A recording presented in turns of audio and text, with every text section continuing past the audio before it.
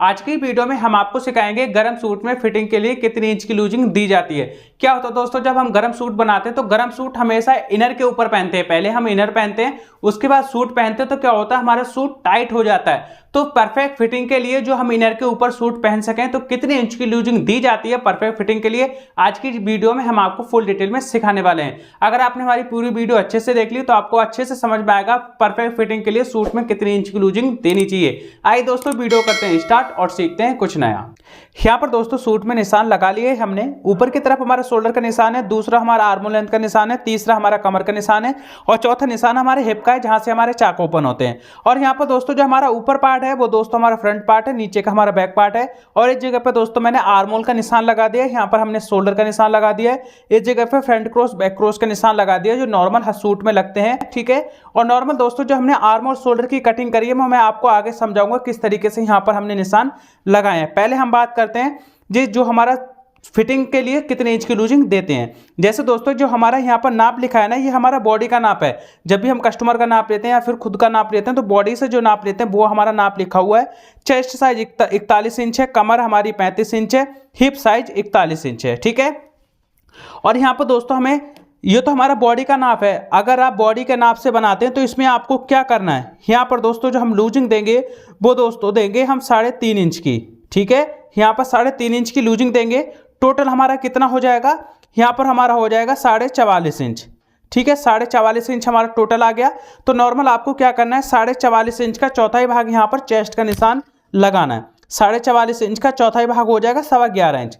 इस तरीके से हमें निशान लगा देना है। ठीक है, अब यहाँ पर दोस्तों जो हमारी चेस्ट कमर है, कमर में दोस्तों हम लूजिंग देंगे 2.5 इंच की। ये हम गरम सूट की बात कर रहे हैं। जो हमारा गरम सूट है, आजकल सर्दियों का मौसम चल रहा है, वैसे जाने वाली हैं सर्दियां, लेकिन जो गरम सूट होते हैं हम फिटिंग के लिए कितने इंच की लूजिंग देते हैं। तो यहाँ पर हमारी कमर है, कमर में दोस्तों हम प्लस करेंगे 2.5 इंच। ठीक है, 2.5 इंच हम प्लस करेंगे। टोटल यहाँ पर हमारा हो जाएगा 37.5 इंच।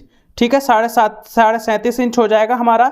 तो यहाँ पर 37.5 इंच का चौथा भाग लगेगा 9.25 इंच। ठीक है, इस तरीके से हमें निशान लगाना है। हिप में दोस्तों जो हमारी हिप साइज है यहाँ पर हमारी 41 इंच है, इसमें हम प्लस करेंगे 3.5 इंच। ठीक है, टोटल हमारा जो हो जाएगा वो हो जाएगा दोस्तों 44.5 इंच। ठीक है, 44.5 इंच हो गया। 44.5 इंच का चौथा भाग लगेगा 11.25 इंच। इस तरीके से हमारे निशान लग गए। अब हमें क्या करना है, जो हमारा हिप का निशान लगा है वही दोस्तों हमें नीचे दामन का निशान लगाना। बढ़ाना चाहे तो आप बढ़ा भी सकते हैं। ठीक है, यहाँ पर हमारा निशान लगेगा। अब हमें क्या करना है, हमें स्केल लेना है। स्केल की मदद से नीचे का निशान है और ऊपर दोस्तों हमारे हिप का निशान है, इस निशान को दोनों मिलाते हुए इस तरीके से यहाँ पर हमें निशान लगाना है। ठीक है, अब जितना हमारा स्केल है, स्केल की मदद से दोस्तों यहाँ पर हम तुरपाई का मार्जिन छोड़ेंगे। इस तरीके से निशान लगेगा। यहाँ पर दोस्तों इस तरीके से कट का निशान लगा देंगे। और इस जगह पर दोस्तों हमें क्या करना है, चेस्ट और कमर का निशान सीधा करना है। इस तरीके से निशान सीधा करेंगे। उसके बाद दोस्तों हिप और कमर का निशान सीधा करना है। इस तरीके से सीधा कर दिया। यहाँ से दोस्तों हमें क्या करना है, थोड़ा सा टाइट लूज का मार्जिन छोड़ना है 1.5 से 2 इंच। जैसे बाई चांस होता है हमारा सूट टाइट हो जाए तो उसके लिए हम लूज कर सकें। ठीक है, इस तरीके से हमारे निशान लग गए। ये तो दोस्तों हमारी फिटिंग के निशान लग गए।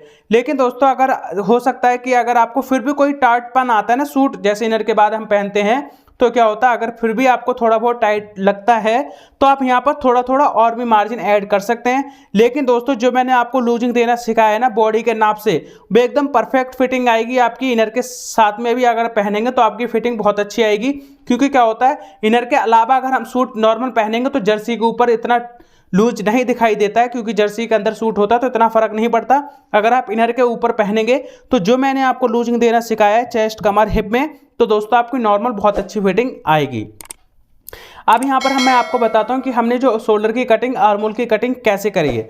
क्या होता है दोस्तों, जो हमारा पीछे का गला बनता है वो बनता है दोस्तों हमारा छोटा गला। 1 इंच 2 इंच 3 इंच 4 इंच के गले बनते हैं। तो उसमें दोस्तों जो हमारी कटिंग होती है उसमें दोस्तों हमें शोल्डर का नाप लेना होता है। शोल्डर जैसे इसका था 15.5 इंच। ठीक है, 15.5 इंच हमारा शोल्डर था। तो हमने क्या करा, शोल्डर का दोस्तों यहाँ से हमने हाफ कर दिया। ठीक है, जो भी हमारा शोल्डर था, जैसे 15.5 इंच हमारा शोल्डर था, 15.5 इंच का हमने करा हाफ। ठीक है, इस तरीके से हाफ कर दिया। 7.25 इंच आया तो यहाँ पर दोस्तों हमने 7.25 इंच आर्म लेंथ का निशान लगा दिया। ठीक है, और यहाँ से दोस्तों 7.25 इंच का जब हमने यहाँ पर आर्म लेंथ का निशान लगाया है तो हमने क्या करा, शोल्डर में इस तरीके से यहाँ पर आधा इंच का मार्जिन ऐड करा है, तो 8.25 इंच पर हमने शोल्डर का निशान लगा दिया, क्योंकि दोस्तों आधा इंच हमारा कंधी दबाव में जाएगा। ठीक है, और यहाँ से दोस्तों हमने क्या करा, 1.25 इंच कंधी डाउन करी नीचे की तरफ। अब यहाँ पर दोस्तों हमारा क्या था, शोल्डर था 15.5 इंच, तो यहाँ से हमने जो हाफ करा 15.5 इंच का 8.25 इंच निशान लगाया, ये हमारा बैक क्रॉस का निशान लग गया। अब 1.25 इंच पीछे हटाकर जो निशान लगाई हमारे फ्रंट क्रॉस बैक क्रॉस का निशान लग गया। यहाँ से दोस्तों हमने इस तरीके से निशान सीधे करे हैं। ठीक है, दोनों निशान सीधे करे हैं।